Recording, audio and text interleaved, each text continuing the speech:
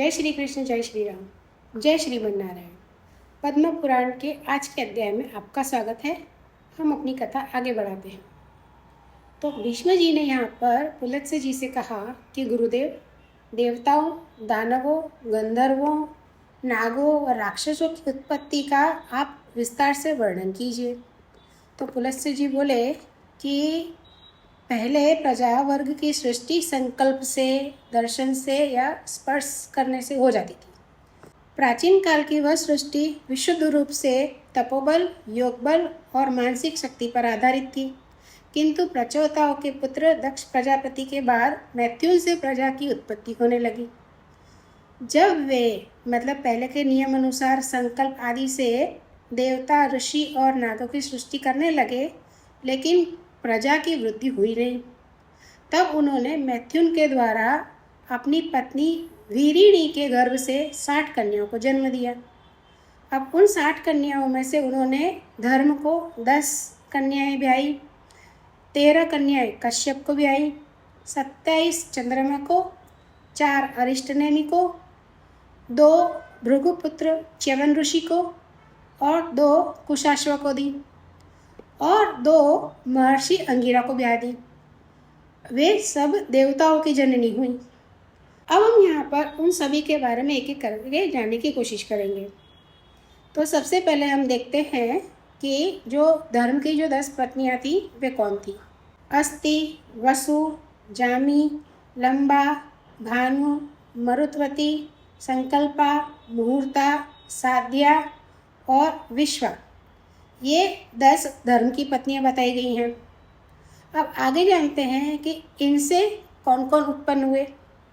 तो विश्वा के गर्भ से विश्वदेव हुए, साध्या ने साध्या नामक देवताओं को जन्म दिया, मरुत्वती से मरुत्वन नामक देवताओं की उत्पत्ति हुई, वसु के 8 पुत्र हुए जो वसु कहलाए।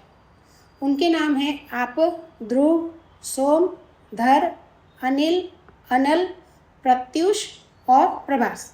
ये 8 वसु हैं और यही 8 वसु संपूर्ण दिशाओं में व्यापक हैं। भानु से भानु और मुहूर्ता से मुहूर्त अभिमानी देवता उत्पन्न हुए। लंबा से घोष, जामी से नागविथि नाम की कन्या और अरुंधति के गर्भ से पृथ्वी पर होने वाले समस्त प्राणी उत्पन्न हुए। संकल्प ने संकल्पों को जन्म हुआ। आइए अब जानते हैं कि 8 वसु जो हैं उनके और कौन पुत्र हुए। तो 8 वसु के पुत्रों के नाम हैं, जैसे कि सबसे पहले है आप। तो आपके 4 पुत्र हैं, वे हैं शांत, वैतंड, सांब और मुनीव। ये सब यज्ञ रक्षा के अधिकारी हैं। ध्रुव के पुत्र काल हैं, सोम के पुत्र वर्चा हुए, धर के 2 पुत्र हुए, द्रविड़ और हव्यवाह। अनिल के पुत्र हुए प्राण, रमण और शिशिर। अनिल के बहुत सारे पुत्र हुए थे जो कि अग्नि के समान गुण वाले थे और अग्निपुत्र कुमार का जन्म जो है वो सकंड में हुआ था। उनके शाख, उपशाख और नेग में ये 3 पुत्र हुए थे। अब यहाँ पर अग्निपुत्र कौन है ये मैं बता दूं कि भगवान शिव के जो पुत्र हैं कार्तिकेय, जिनको अग्नि ने पहले स्वीकार किया था लेकिन वे उनका तेज नहीं सहन कर पाए थे, तब फिर उन्होंने उनको सरकंड में रख दिया था और वहाँ पर कृतिकाओं ने उनको पाल पोष के बड़ा किया, इसलिए उनको अग्निपुत्र भी कहा जाता है। और क्योंकि वे कृतिकाओं के साथ पले बड़े थे, कृतिकाओं ने उनको बड़ा किया था, इसलिए उनको कार्तिकेय भी कहते हैं। अच्छा, 7वें प्रत्युष हैं। प्रत्युष के पुत्र हैं देवल, जो कि एक मुनि हुए। और प्रभास से प्रजापति विश्वकर्मा का जन्म हुआ, जो शिल्पकला के ज्ञाता हैं। वे महल, घर, उद्यान, प्रतिमा, आभूषण, तालाब, वन, कूप सब चीज़ का निर्माण करते हैं और देवताओं के वे कारीगर कहे गए हैं। आगे बढ़ते हैं तो 11 रुद्रों के बारे में जानते हैं। तो अजयपाद, अहिर्बुर्धन्य, विरूपाक्ष, रैवत, हर, बहुरूप, त्र्यंबक, सावित्र, जयंत, पिनाकी और अपराजित, ये 11 रुद्र कहे गए हैं। रुद्र की कथा हम अगले वीडियो में देखेंगे।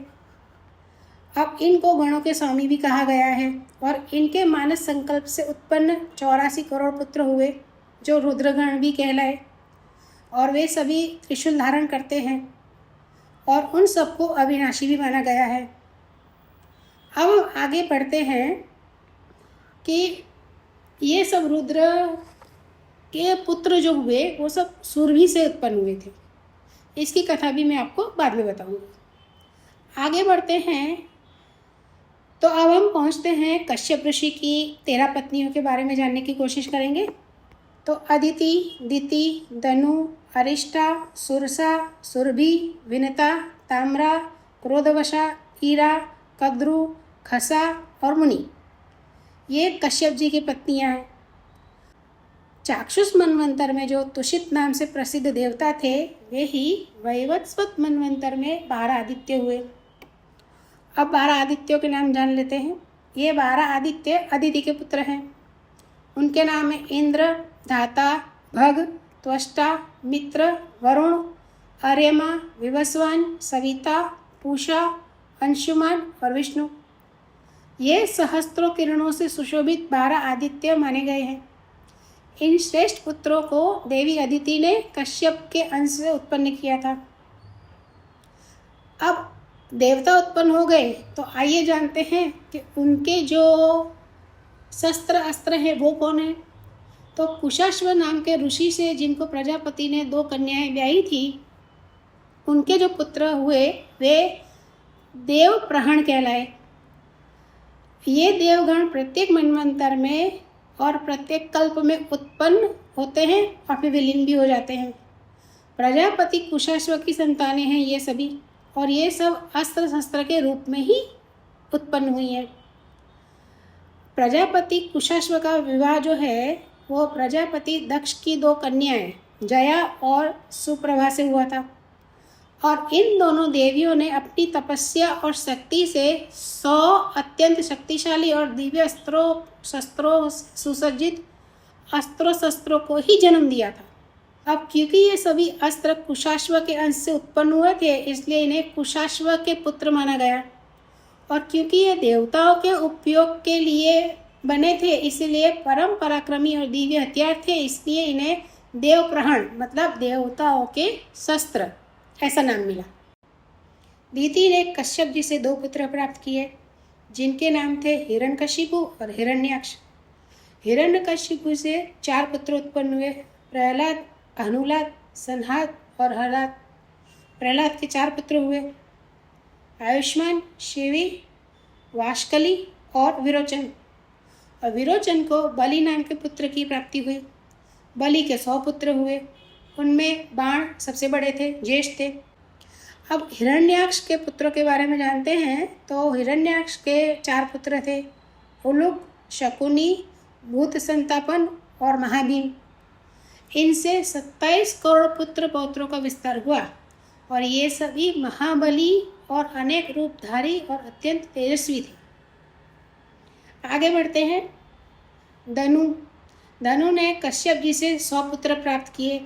वे सभी वरदान पाकर उन्मत्त थे। उनमें सबसे बड़े थे विप्रचिति।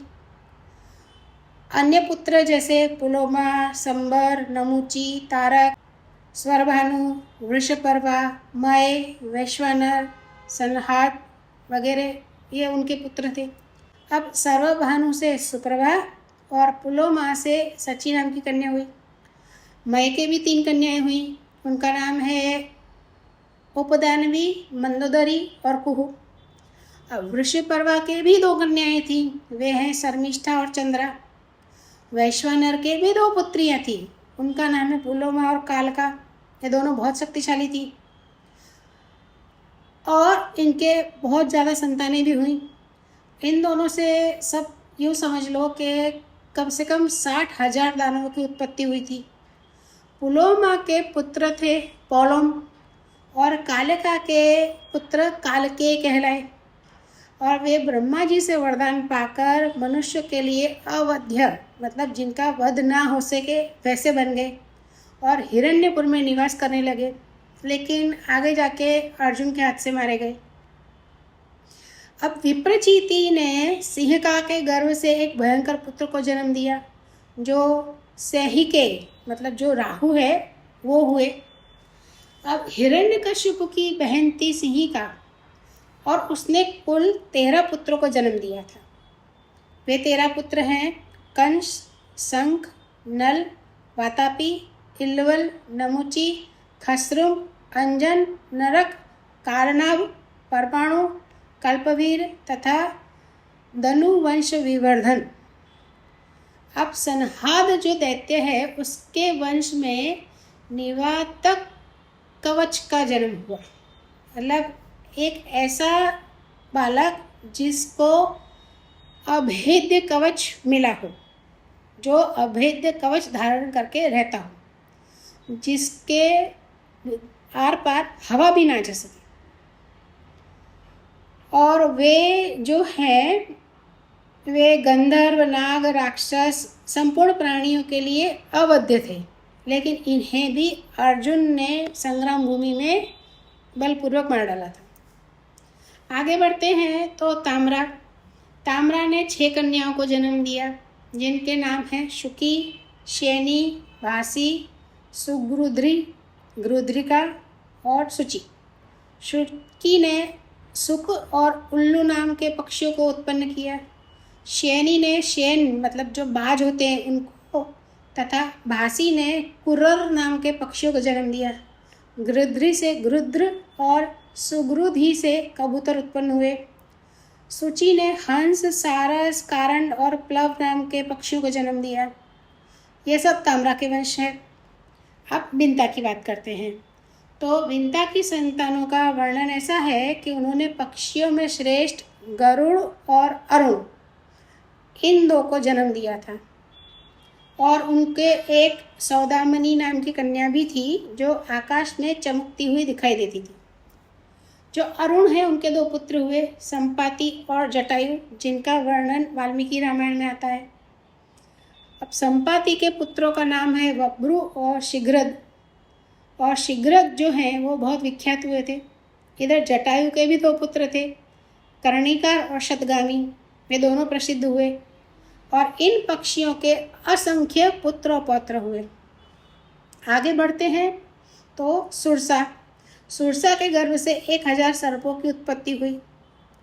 अब इधर कद्रु ने 1000 मस्तक वाले नागों को उत्पन्न किया। उनमें 26 नाग प्रधान हैं। वे हैं शेषनाग, वासुकी, ककोटक, शंख, ऐरावत, कंबल, धनंजय, महानील, पद्य, अश्वतर, तक्षक, एलापत्र, महापद्म, धृतराष्ट्र, बलाहक, शंखपाल, महाशंख, पुष्पदंत, सुभावन, शंखरोमा, नहुष, रमण, पाणिनि, कपिल, दुर्मुख और पतंजलि मुख। और इन सबके पुत्र पौत्रों की संख्या अनंत है। इनमें से अधिकांश नाग जो हैं वो जन्मेजय के यज्ञ में जो उन्होंने यज्ञ किया था उस यज्ञ मंडप में जला दिए गए थे। आगे बढ़ते हैं तो क्रोधवशा जो है उनके पुत्र हुए क्रोधवंश सज्ञक उनका नाम है, और उन्होंने राक्षस समूह को उत्पन्न किया था जिनकी बड़ी बड़ी दाढ़ें थी, और उनके कम से कम नहीं तो 10 लाख पुत्र हुए थे जो भीमसेन के हाथ से मारे गए थे। अब सुरभि जो है, जो कश्यप जी की पत्नी हैं, उनके अंश से रुद्रगण, जो मैंने पहले बताया था, रुद्रगण उत्पन्न हुए। साथ में गाय, भैंस और अन्य स्त्रियों को भी उन्होंने जन्म दिया। अब मुनि जो पत्नी है उन्होंने मुनियों के समुदाय को जन्म दिया और अप्सराएं भी प्रकट हुई। अरिष्टा ने बहुत से किन्नरों और गंधर्वों को जन्म दिया। ईरा नाम की पत्नी है, उन्होंने तृण, वृक्ष, लताएं और झाड़ियाँ इन सब की उत्पत्ति की। खसा ने करोड़ों राक्षसों और यक्षों को जन्म दिया। वे सैकड़ों और हजारों कोटियाँ कश्यप जी की संतानें ही हैं। सबसे पीछे दीति ने कश्यप जी से 49 मरुदगणों को भी उत्पन्न किया था, जो सबके सब धर्म के ज्ञाता और देवताओं के प्रिय हैं।